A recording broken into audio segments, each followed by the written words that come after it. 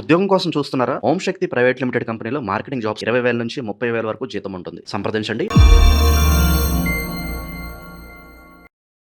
అందరికి నమస్కారం. నేను శిరీష. ప్రస్తుతం మనతో పాటు ఉన్నారు ప్రముఖ తంత్ర జ్యోతిష్యులు, జ్యోతిషరత్న, జ్యోతిష సామ్రాట్ డాక్టర్ చింత రుక్మందరరావు గారు. గురుగారితో మాట్లాడతాం. నమస్కారం గురుగారు. మాతృదేవోభవ, పితృదేవోభవ, ఆచార్య దేవోభవ. ఓం నమో మాందేశ్వరాయ నమః. అందరూ బాగుండాలి, అందరికి మంచి జరగాలి. గురుగారు, ఆగస్టు మాసంలో కన్యా రాశి వారికి ఎలా ఉందంటారు? ఎలాంటి జాగ్రత్తలు తీసుకోవచ్చు అంటారు? ఆర్థిక పరంగా, ఆరోగ్యపరంగా, అలాగే ఈ మాసంలో వీరి గ్రహ గోచారం ఏంటంటారు? ఈ మాసంలో చంద్రగ్రహణం, సూర్యగ్రహణం ఏర్పడుతుందంట. మరి దాని ప్రభావం ఈ రాశిపై ఎంత వరకు ఉంటుందంటారు? 2020 సంవత్సరం ఆగస్టు మాసం కన్యా రాశి వాళ్ళకు మాస ఫలితాల భాగంగా మనము ఈ వీడియోలో చెప్పుకుంటున్నాం. ఇప్పుడు ఈ మాసం జరిగేటువంటి సూర్య చంద్ర గ్రహణాల గురించి ఈ రాశి వాళ్ళకి ఎలా ఉందో ముందు చర్చించుకుందాం. ఇది భారతదేశంలో కనిపించదు. ఫస్ట్ పాయింట్, కనిపించదు.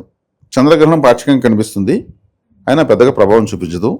విదేశాల్లో ఉన్న కన్యా రాశి వాళ్ళకు ఇది ప్రభావం చూపిస్తుంది. వ్యయ స్థానంలో సూర్యగ్రహణము, 6వ స్థానంలో చంద్రగ్రహణం. 6వ స్థానంలో చంద్రగ్రహణం మంచిది, వ్యయ స్థానంలో చంద్రగ్రహణం అంత మంచిది కాదు. వ్యయ స్థానం అంటే ఇప్పుడు అన్నిటికన్నా సుఖమైనది నిద్ర. ఆ నిద్ర స్థానమే 12వ స్థానం. ప్రతి ఒక్కరికి వాళ్ళ రాశికి 12వ స్థానం నిద్రస్థానం, చివరి రాశి. కాబట్టి మనం పగలంతా కష్టపడి రాత్రి పోయి పడుకునేది 12వ స్థానం లెక్క అన్నమాట. కాబట్టి నిద్ర సౌఖ్యం ఉండదు.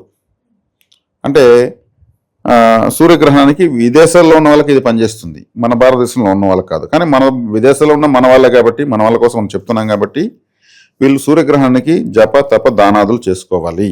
పట్టుడు స్నానం, విడిపుడు స్నానం చేసుకోవడము, మధ్యలో మంత్ర సాధన తీసుకోండి, ఇంకా మంచిది. అదేవిధంగా వీళ్ళకు భారతదేశంలో వీళ్ళకి తెలిసిన వాళ్ళు ఎవరైనా ఉంటే 1 కేజీ గోధుమలు ఒక ఆరెంజ్ కలర్ వస్తువులో మూటగట్టి ఒక రాగి కప్పులో నెయ్యి పోసి, నిండా పోసి, అందులో మునిగేట్టుగా సర్పగ్రహ విగ్రహాలు పడగలు 2 వెండితో చేసిన పెట్టి దానం ఇవ్వడం మంచిది. రాగితో చేసిన సర్ప పడగలు కూడా పెట్టచ్చు, వెండితో అయినా పెట్టచ్చు. అది ఇచ్చి వాళ్ళు నక్షత్రము, గోత్రం అని చెప్పి ఏదైనా శివాలయంలో అర్చన చేసుకోవడం మంచిది. అలా చేస్తే విదేశాల్లో ఉన్న కన్యారాశి వాళ్ళకు చక్కగా ఉంటుంది. రాశిలోకే శుక్రగ్రహం వచ్చి నీచలోకి వచ్చి కూర్చున్నది.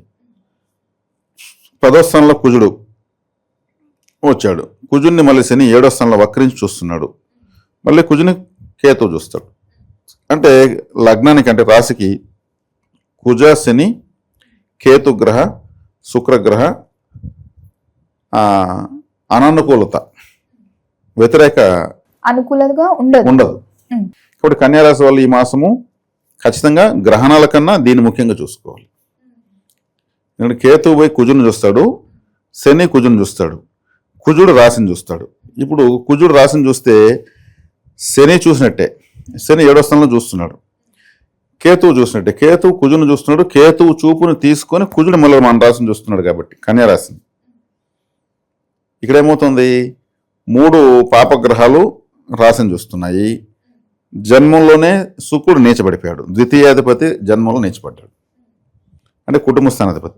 ఇంట్లో ఏదో ఒక అసౌకర్యము, వీళ్లకు మామూలుగా ఒక్కోసారి అన్కంఫర్ట్గా ఉంటుంది, తెలియకుండా బాధగా ఉంటుంది, ఒక మూడీగా ఉండడం జరుగుతుంది. అటువంటి పరిస్థితులు ఈ మాసం వచ్చేందుకు అవకాశం ఎక్కువ ఉంటుంది. నీచగ్రహం జన్మలో ఉంది కదా.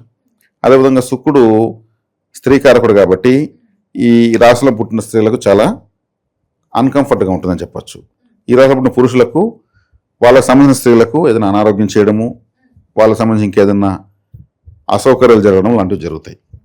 కాబట్టి ఇప్పుడు అమ్మవారి ఆరాధన చేయడం, కాలభైరవ ఆరాధన, కాలభైరవ అష్టకం చదువుకోవడము, సుబ్రహ్మణ్య ఆరాధన, విఘ్నేశ్వర ఆరాధన, ఇవి ఈ మాసం చేసుకోవడం, ఎక్కువగా చేసుకోవడం చాలా మంచిది. మరి గురుగారు, కుటుంబ వాతావరణం కూడా ఎలా ఉంటుందంటారు? కుటుంబ వాతావరణం అంటే శుక్రుడే కదా కుటుంబ స్థానాధిపతి. శుక్రుడు జన్మలో నేర్చబడ్డాడు కదా, కాబట్టి లగ్జరీ చేయలేరు. చెయ్యనివ్వడా? శుక్రుడు నేర్చబడ్డాడు కదా, కాబట్టి లగ్జరీ చేయలేరు. అదేవిధంగా కుజుడు చూస్తున్నాడు కాబట్టి టెన్షన్, కోపం ఎక్కువ. కాస్త భార్యాభర్తలు కూడా గొడవలు వచ్చేదానికి, మనస్పర్ధలు వచ్చేదానికి కూడా అవకాశం ఉంది. ఎందుకు, శుక్రుడు కుజుడు అంటే ఆడవాళ్ళకి భర్త, శుక్రుడు అంటే మగవాళ్ళకి భార్య. కాబట్టి ఇక్కడ నీచబడిన శుక్రుడిని కుజుడు చూస్తాడు. కాబట్టి లాభంలో గురువు, బుధుడు ఉన్నారు, చాలా బాగుంది. అది వీళ్ళకి బాగున్న గ్రహాలు ఏదైనా అంటే రాహువు, గురువు, బుధుడు, ఈ 3 గ్రహాల యొక్క అనుకూలత వల్ల వీళ్ళు ఈ అన్కంఫర్ట్స్ అన్ని అధిగమించగలుగుతారు. కాబట్టి ఇప్పుడు శుక్రుడు మామూలు జన్మంలో ఉండి అన్కంఫర్ట్గా ఉండడంతో సంబంధం ఉండేవి, సంబంధం లేనివి అన్ని సమస్యలు వస్తాయి. ఏదైనా ఒక పాపగ్రహం జన్మంలోకి వచ్చినా, పాపగ్రహం చూసినా సంబంధం లేని సమస్యలు ఎదుర్కొంటారు. ఎప్పుడు లేదు ఇదేం తలకాన ప్రభావం అనిపిస్తుంది. అటువంటి ఏదైనా వచ్చే అవకాశం ఉంటుంది. కానీ లాభంలో బుధుడు, గురువు ఉండడము, 6వ ఇంట్లో రాహు ఉండడం వల్ల వీటన్నిటిని అధిగమించగలిగేటువంటి శక్తి వీళ్ళకి ఈ మాసం వస్తుంది. మరి గురుగారు ఎవరైనా విదేశాలకు వెళ్ళాలని అనుకుంటారు, చదువుకోవడానికైనా అక్కడ సెటిల్ అవ్వడానికైనా విదేశీ యోగం ఉందంటారా ఈ రాశి వారికి, మరి కన్య రాశి వారికి? విదేశీ యోగం వీళ్ళకి కలగాలంటే శుక్రుడు ముందు ఈ రాశిలోంచి 2వ ఇంట్లోకి తులారాశిలోకి వచ్చే వరకు ఓపిక పట్టాలి. ఎందుకంటే 9వ స్థానం కూడా అయింది. దూర ప్రాంతాలను 9వ స్థానము, 12వ స్థానము రెండు తెలియజేస్తాయి. దగ్గర ప్రయాణాలను 3వ స్థానం తెలియజేస్తే, దూర ప్రాంతాలు మరికొంత దూర ప్రాంతాలను 7వ స్థానము, మరీ దూర ప్రాంతాలను అంటే విదేశాలను తెలియజేసేటువంటి స్థానాలు 9, 12. ఈ 9వ స్థానానికి అధిపతి శుక్రుడు రాశిలో నీచబడ్డాడు. కానీ ఆయన తులారాశిలోకి వచ్చిన వెంటనే వీళ్ళకి విదేశీయాన యోగం సిద్ధిస్తుంది. మరి అలాగే పెట్టుబడులు పెడదాం కానీ కొత్తగా వ్యాపారం స్టార్ట్ చేద్దాం అనుకునే వారికి చెయ్యొచ్చు అంటారా ఈ మాసంలో? దేనికైనా శుక్రుడు మారే వరకు ఏమీ చేయకూడదు, ఏ శుభకార్యం చేసుకోకూడదు. ఒకవేళ కన్య రాశి వారికి ఏదైనా హెచ్చరిక జాగ్రత్తలు లాంటివి ఉంటే తెలియజేయండి. హెచ్చరిక జాగ్రత్త అంటే ప్రతిరోజు వచ్చేటువంటి లిక్విడ్ క్యాష్, అంటే ప్రతిరోజు వచ్చే ఆదాయము శుక్రుడు. ఆ ఆదాయం పెద్దదై పెద్ద మొత్తం అయితే అది గురువు. లక్షల కోట్ల రూపాయలకు అధిపతి గురువు. ప్రతిరోజు వచ్చేటువంటి లిక్విడ్ క్యాష్ అనేది శుక్రుడు. కాబట్టి వస్తున్నటువంటి ఆదాయానికి పక్కదారి పెట్టబోయే అవకాశం ఉంటుంది. మీరు సేవింగ్స్ అనేది చాలా సీరియస్గా చేసుకోవాలి. అబద్ధం చెప్పినా మీ డబ్బును మీరు కాపాడుకోవాలి. మరి గురుగారు ఈ కన్య రాశి వారి యొక్క స్వభావం ఎలా ఉంటుందంటారు? ఆ వ్యక్తులు ఎలా ఉంటారు అసలు? కన్యా రాశి వాళ్ళు ఎలా ఉంటారంటే దుస్వభావ రాశిది. అంటే దుస్వభావ రాశి అంటే ఇప్పుడు ఒక అడవిలోకి వెళ్ళాల్సి వస్తుంది ఏదో పనిగా, అక్కడ ఆకలేస్తుంది, అక్కడ ఉన్నటువంటి ఏదో కాయలో ఇంకేదో వేర్లో ఏదో ఒకటి దాన్ని అడ్జస్ట్ చేసుకుని ఇస్తారు.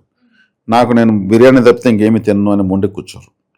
అంటే వాతావరణం తగినట్టు వీరు నిర్ణయాలు తీసుకుని మారుతూ ఉంటారు. అంటే పరిస్థితులకు అనుగుణంగా నిర్ణయాలు మారుస్తూ ఉంటారు. అది మంచిదే. దుస్వభావం కూడా అన్ని రకాల స్వభావం ఉంటుందని అర్థం. అంటే ముందుగా అంచనాలో ఉంటారు, పరిస్థితులకు అనుగుణంగా ఎలా మారాలో అలా మారిపోతారు. మొండిగా ఉండరంటే మనం అర్థం చేసుకోవాలి కూడా అర్థం చేసుకుందాము, ఖచ్చితంగా ఉండాలంటే ఖచ్చితంగా ఉందాం. ఇలా అన్ని పరిస్థితులకు కలిసి మెలిసిపోయేవాళ్ళనమాట. వీళ్ళు అలా ఉండబట్టే వీళ్ళకి సంబంధం లేని సమస్యలు వస్తుంటాయి. ఆరోగ్యపరంగా కూడా ఎలా ఉంటుందంటారు? ఆరోగ్యపరంగా వీళ్ళకు కడుపుకు సంబంధించిన దోషం ఉంటుంది. నొప్పి రావడం, వేడి చేయడం, అజీర్ణము, గ్యాస్ట్రిక్ ప్రాబ్లము ఇట్లాంటివన్నీ ఉంటాయి. కడుపుకు సంబంధించి కంపల్సరీ కన్యా రాశి వాళ్ళకు నొప్పి సమస్య ఉంటుంది. అలాగే గురుగారు ఈ మాసంలో ఎవరైనా దూర ప్రయాణాలు చెయ్యాలి అనుకుంటే ఆలోచన ఉంటే చెయ్యొచ్చు అంటారా? వ్యయస్థానంలో కేతు ఉన్నాడు, రాహు కానీ కేతు కానీ వ్యయస్థానంలో ఉంటే దూర ప్రయాణాలు అంటే విదేశీ ప్రయాణాలు చేయొచ్చు. కానీ జన్మలో శుక్రుడు నీచ అని చెప్పాను, జన్మస్థానం కుజుడు చూస్తున్నాడు, కేతు యొక్క తాకడు ఉంది, శని యొక్క తాకడు ఉన్నప్పుడు కొంచెం కష్టతరంగా ఉంటుంది. గురుగారు మొత్తం మీద ఆగస్టు మాసంలో కన్యా రాశి వారికి ఎలా ఉంది, ఎలాంటి జాగ్రత్తలు తీసుకోవాలి, ఏ దైవ నామస్మరణ చేయాలో తెలియజేసినందుకు ధన్యవాదాలు.